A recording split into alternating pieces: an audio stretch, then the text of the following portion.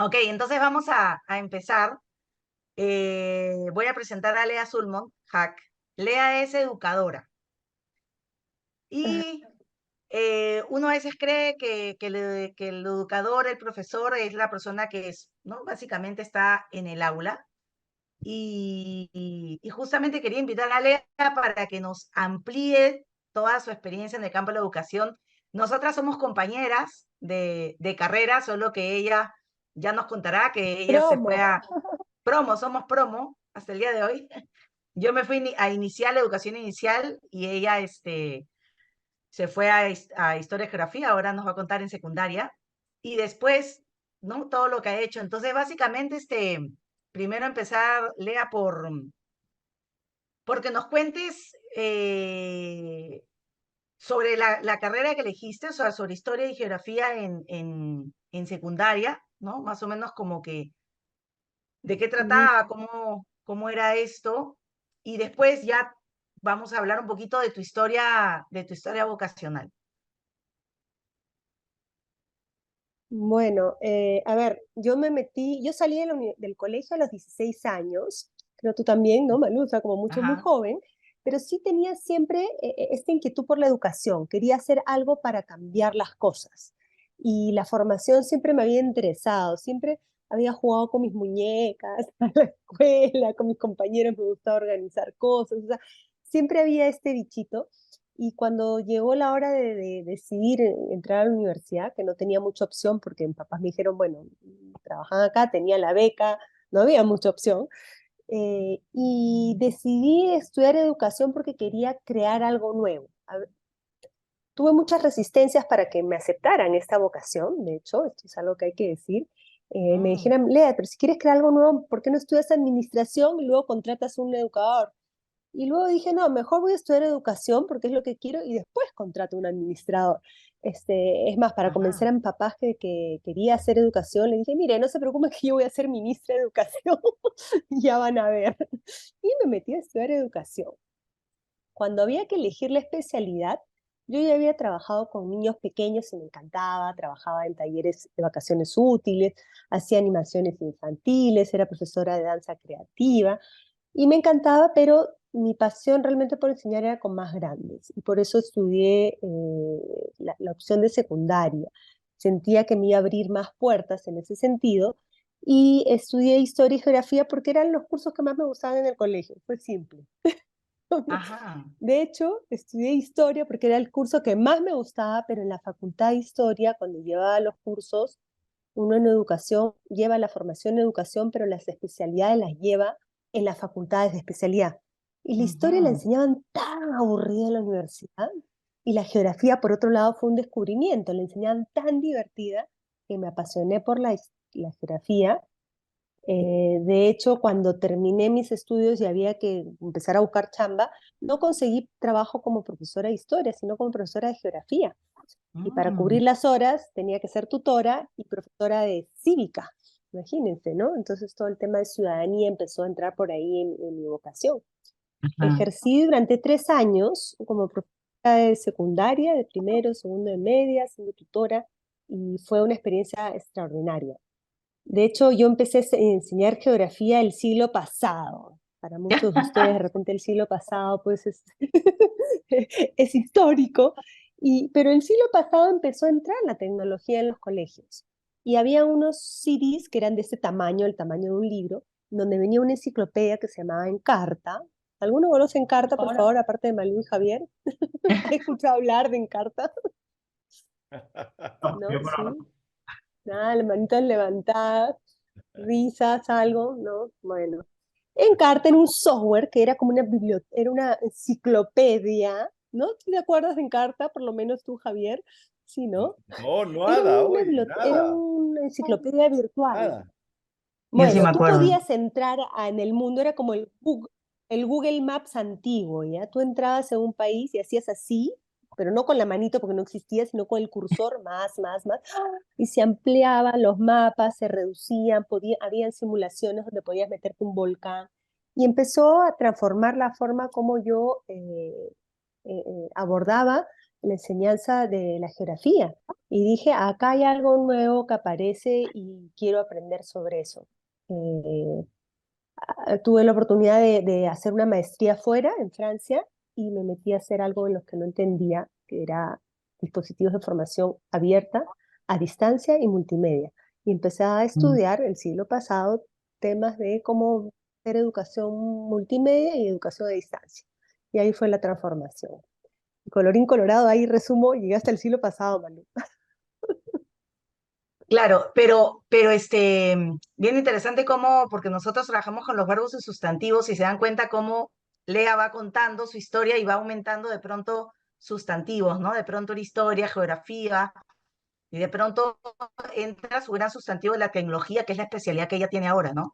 Pero, y en tu campo de trabajo tú has ido entrando a diferentes áreas, ¿no? Por ejemplo, también como asesora de educación, ¿no? Como en el campo un poquito más político, ¿no? Sí, esta convicción de que les dije a papás que iba a transformar y hacer algo, se fue dando poco a poco, ¿no?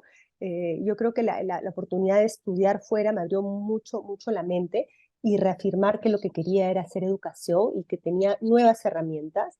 Regreso a Perú en el 2000, justo cuando Fujimori se estaba escapando de Perú, llego a buscar trabajo. De nuevo, ¿no? Ya me había quedado así Ujú, aguja luego de la maestría.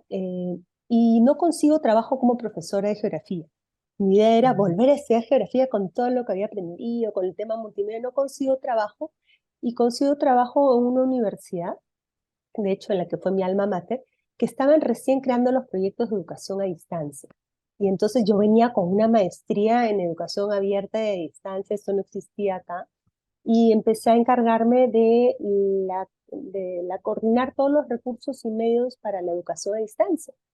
Entonces empecé a ver plataformas, a trabajar con ingenieros. O sea, hoy día todo el mundo utiliza Blackboard, Canvas, Classroom. En ese época no habían pininos. Bueno, ujú, yo me encargaba de coordinar eso, cómo usarlas, cómo capacitar a los docentes, cómo crear los manuales, los libros, los CD, los multimedia, no habían podcast. Entregamos las cosas en CD-ROMs todavía interactivos ujú, y me dediqué a hacer procesos de hacer que una formación a distancia, por ejemplo, para un abogado, pueda hacerse en 3, 4 meses y hacer especializaciones a ingenieros que trabajaban en minas, a comunicadores que querían hacer una maestría en proyección social y empecé a trabajar creo que he trabajado con todas las profesiones.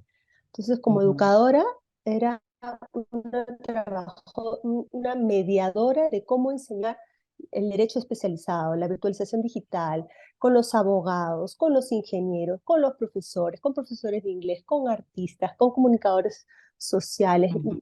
Y después la vida me fue llevando a otros rumbos, este, y siguiendo esta exploración de diferentes carreras, ¿no? O sea, interacción ya no empezó a ser con mis estudiantes en el área que yo había estudiado en la geografía, nunca más enseñé geografía, viajo, a eso me dedico a Ajá. viajar, la geografía me sirvió más para mi pasión personal que es viajar, pero Además viaja empecé en moto.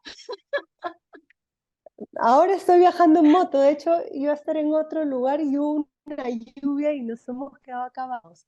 Tengo mi casco, todas las cosas, viajo en moto y trabajo virtualmente en cualquier lugar y en cualquier momento. Entonces, fíjense que la educación se convirtió en el instrumento para poder transformar cualquier profesión, publicistas, de Ujú, todo. Entonces, y sentía que yo me nutría y que nutría a este profesional de otra carrera que no entendía cómo enseñar o cómo transmitir o cómo compartir ciertos procesos.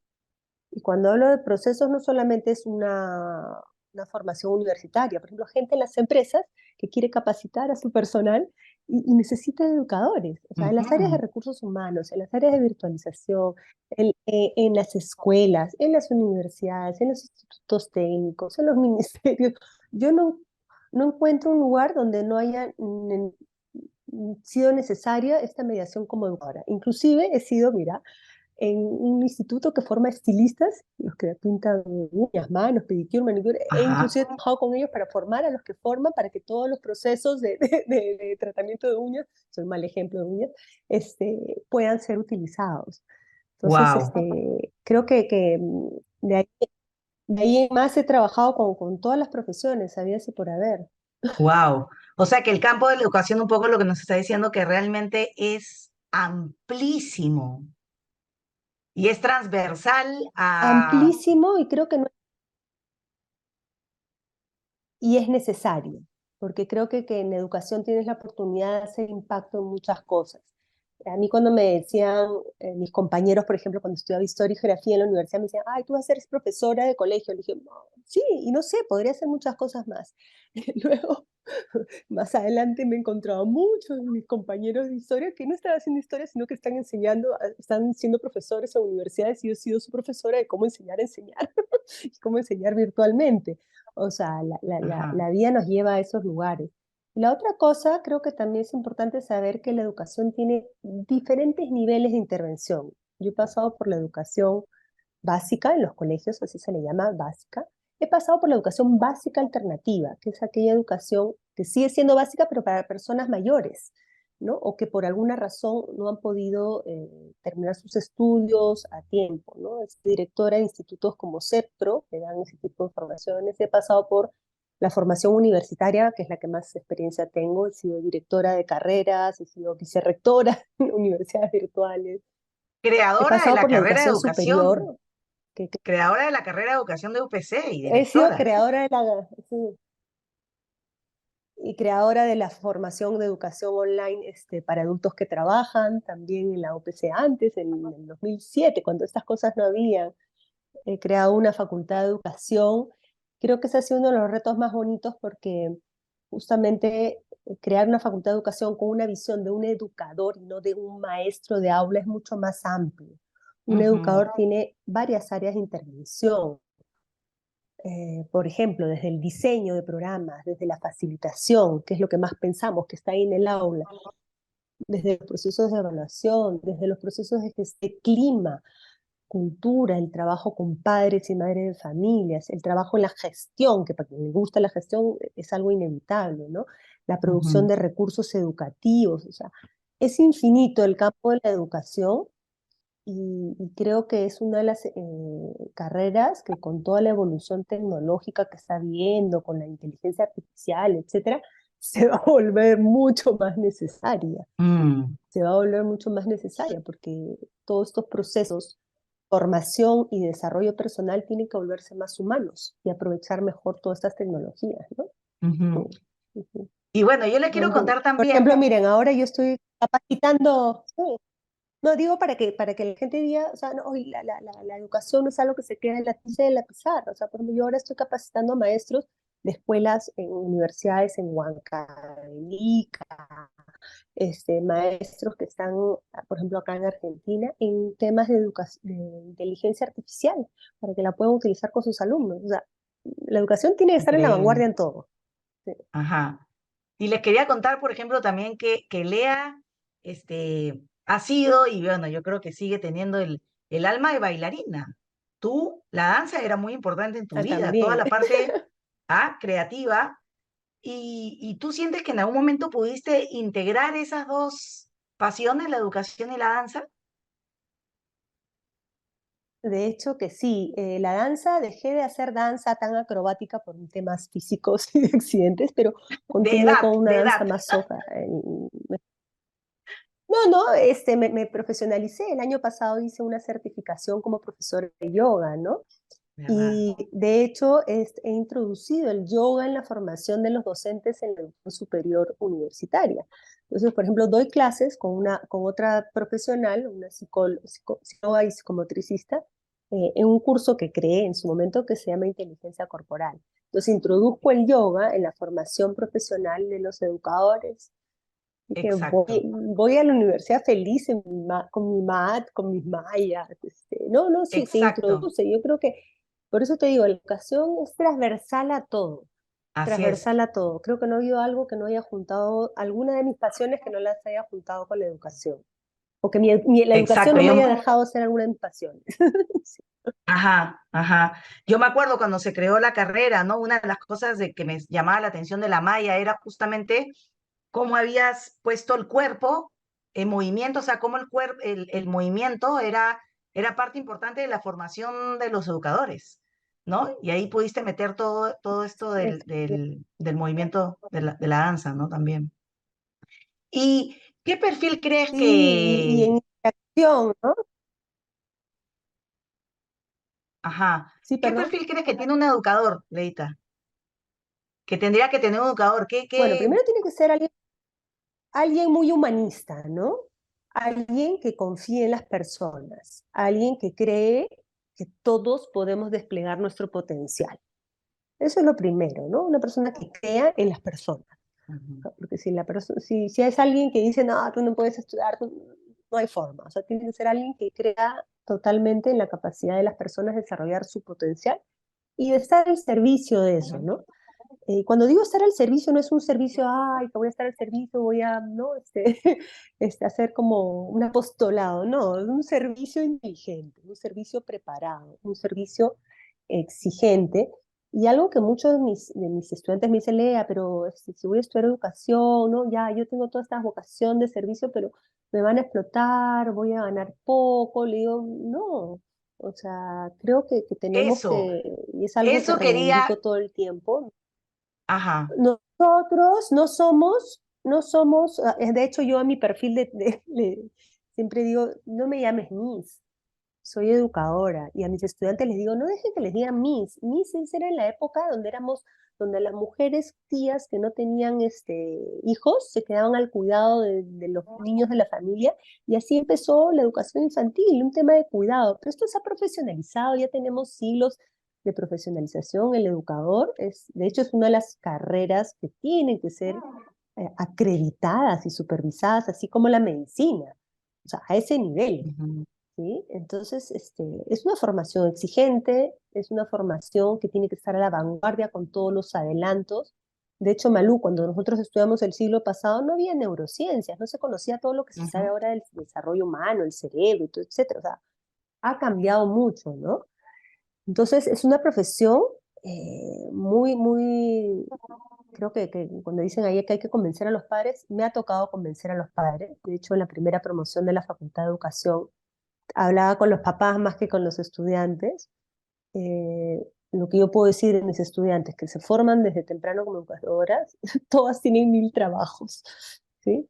Eh, y viven su vida plenamente.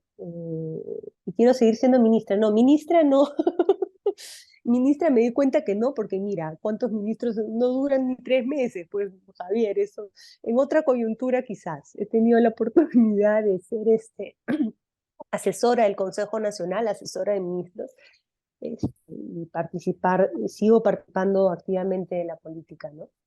¿Cómo hiciste para convencer, qué dice, a los padres, a tus padres de estudiar? Perdón, te tengo que voltear acá. Dice, ¿cómo hiciste para convencer a tus Yo te lo padres de leo si estudiar la quieres. carrera? Creo que hay Creo varios que hay papás varios, que no quieren. ajá, Sí, ya lo vi.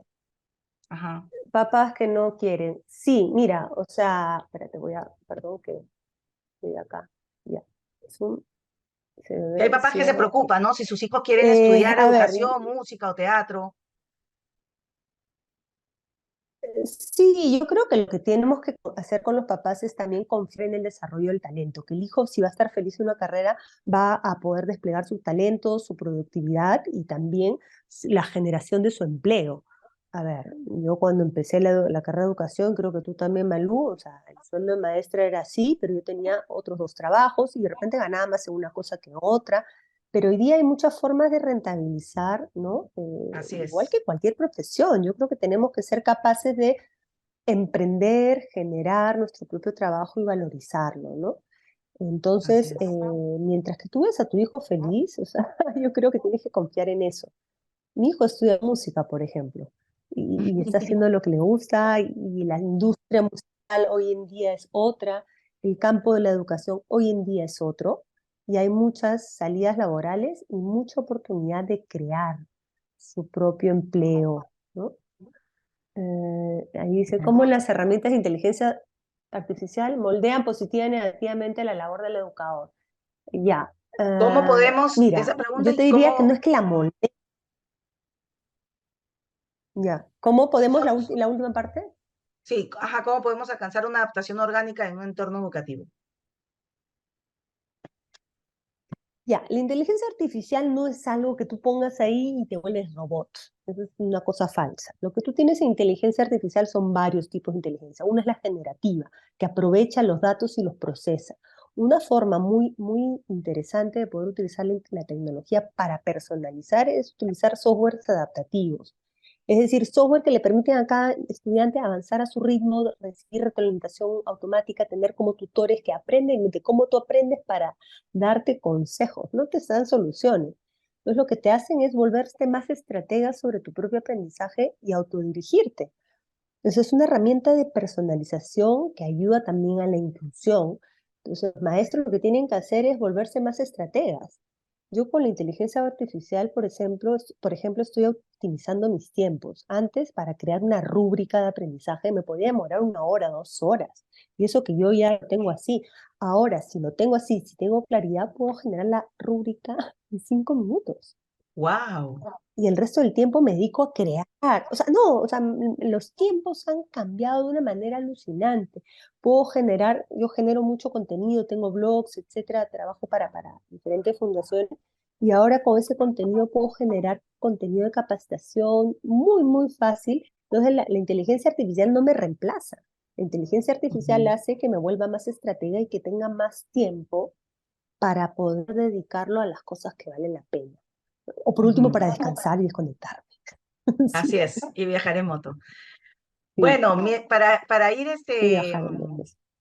para ir cerrando la entrevista, mientras eh, vamos armando una pizarrita entre todos para Lea, em, quería como hacer el link, que justo en la última sesión vimos lo de las casas, ¿no? Las casas las casas rojas, verdes, rojas, azules, amarillas, ¿no? Entonces Lea empezó en su trabajo, en su ocupación, en la Casa de la Educación, en un colegio, ¿no?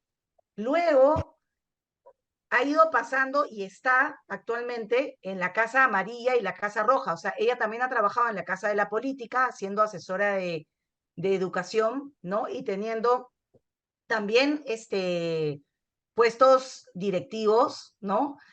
Y también en la Casa de los Medios y de las Artes Escénicas también, ¿no? Entonces, actualmente ella, o sea, uno comienza por una casa, como les decíamos la otra vez, pero puede querer y puede convivir integrando varias casas, ¿no? Entonces Lea conoce gente, pues, del mundo también político, del mundo de los medios, hace muchos videos, como ella dice, comunica mucho el tema de la educación y también Sí, puedes dejar. Sí. sí, perdón, algo ibas a decirle, Lea, cuéntanos. Sí. No, no, que les voy a dejar ahí el link del blog por si quieren seguir viendo cosas. Lo máximo. Bueno, eso era lo que de verdad queríamos compartir con la presencia de Lea para abrirnos de que ser educador no es que te vas a convertir en alguien pobre, que te vas a quedar toda tu vida en un aula, Ay, ¿no? no. Sino que realmente se abre a tantos campos. Es más, tú no lo has nombrado porque en verdad son tantas cosas. La otra vez ella puso un video sobre la importancia de ser educador, por ejemplo, cuando uno va a talleres de teatro, de impro, de artes, ¿no?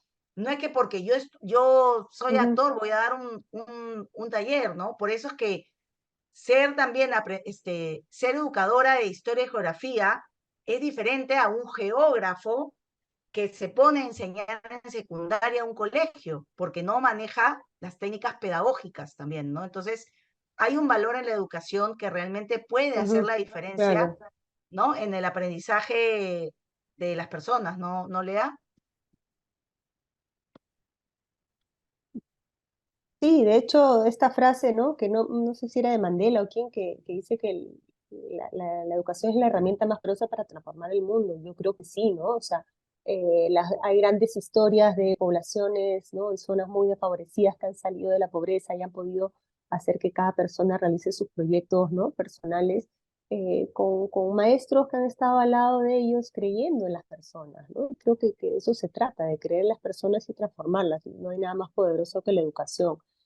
En Ujú. todo caso, perderle el miedo al tema económico, perderle el miedo al tema de estatus y atreverse a hacer la revolución desde donde tiene que ser. Sí, Lo máximo. Bueno, aquí ahí es una pizarrita para ti, visionaria, motivadora, educador para transformar, gran gracias. líder educadora, optimismo, interesante. Gracias por mostrarnos la inmensidad del Ujú. mundo de la educación, muy importante.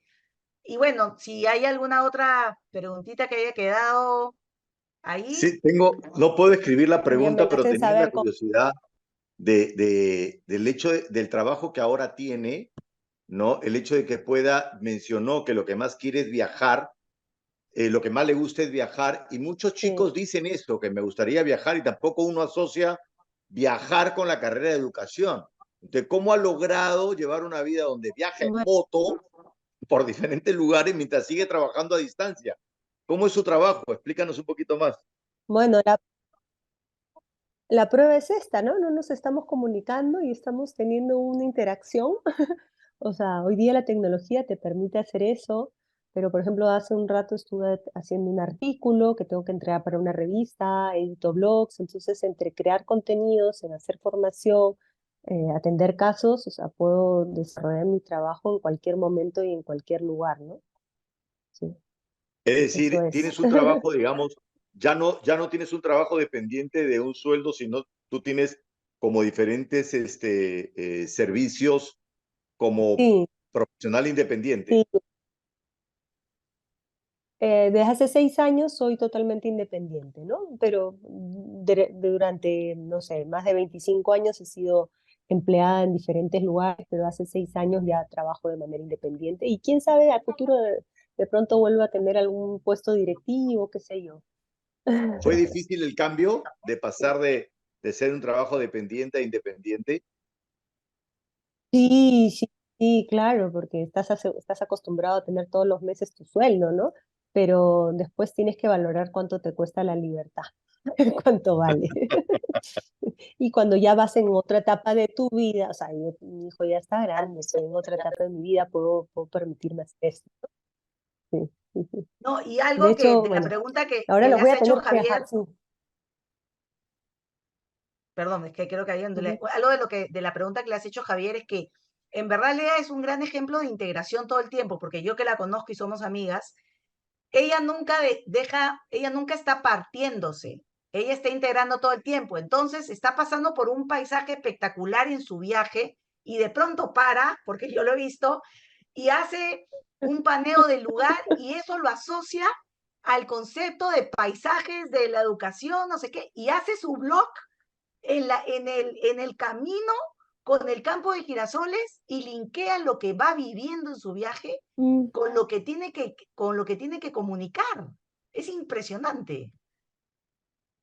Wow. Ayer justo pasamos ayer pasamos en la moto por un camino que se llama los 5 puentes colgantes y era un camino rocoso, así dije, ya, y yo tenía que hacer un post sobre el tema de la resiliencia. Y entonces si conecté aprendizaje con resiliencia en ese camino, ya lo van a ver ahí en el blog. Sí, efectivamente, Exacto. ¿no? El paisaje te da una Pero motivación todavía alucinante. tenemos, Bueno, todavía querida, tenemos unos minutitos más hasta que venga la siguiente persona y creo que sería bonito que nos ya, cuentes esto del blog, cómo has asociado la resiliencia con un paisaje rocoso para los chicos que también pueden estar pasando por ya. dificultades y no saben cómo enfrentar eso, ¿no? Mi asociación, esa es la magia de viajar en moto, porque yo soy copilota, entonces no tengo nada que hacer más que quedarme bien quieta, no moverme, entonces me van surgiendo cosas. Y me acordé de la metáfora del viaje del héroe, no sé si la conoce, de Joseph ¿Ya? Campbell, de Hero's Journey. Joseph Campbell relata que todas las historias, mitos, etcétera, tienen como una misma estructura narrativa, que es el viaje del héroe donde tienes un llamado a la acción, un propósito, ahí empiezan las aventuras. Entonces el aprendizaje empieza así. Ustedes, por ejemplo, ¿cuál es su llamado? Quieren ser educadores. Ah, sí, quiero ser educadores, pero generalmente primero hay un rechazo. Ah, no, que lo social, que esto. Después te atreves, después buscas aliados, después buscas herramientas, después tienes éxitos, fracasos, luchas, peleas, y terminas a hacer todo un giro, o sea, un giro que es toda una vuelta en esta historia del héroe, para poder conseguir tus metas y volver a una nueva realidad, ¿no? Una realidad en la que ya te conviertes en educador, por ejemplo, ¿no? Pero pueden ser hero journeys, historias más chiquitas, pero yo lo asocio esta metáfora del héroe al aprendizaje, y para aprender tienes que ser resiliente, porque no es fácil. Y hablaba de una resiliencia en 3 sentidos: una resiliencia del autocuidado personal. Por ejemplo, yo para viajar tengo que hacer yoga todos los días y no me duele todo. O sea, ¿sí? Tengo que estirarme porque te duele, pues ahí todo en la moto. Tiene que haber también una resiliencia en la creación de vínculos, de redes. Por ejemplo, Malu me llama y me dice, Lea, tienes que cuidar tus vínculos, tienes que cuidar tus redes, porque son tus aliados en este viaje. Y tienes que también generar una visión, un contexto, ¿no? En este viaje lo haces para qué, con qué propósito. ¿Con qué propósito te quieres convertir en educador, por ejemplo? Entonces, la resiliencia con estos 3 espacios de cuidado, de vínculo y de contexto, creo que te ayudan a superar cualquier vicisitud en la vida, ¿no? Y de eso se trató. Lo En máximo. 3 minutos. Muchas gracias, Lea, por este encuentro. Nos has inspirado Bueno, mucho. los tengo que En el dejar. viaje y nos estamos viendo a tu regreso. Ya, Chao, chao. Cuídate. ya Gracias. te mando el paneo.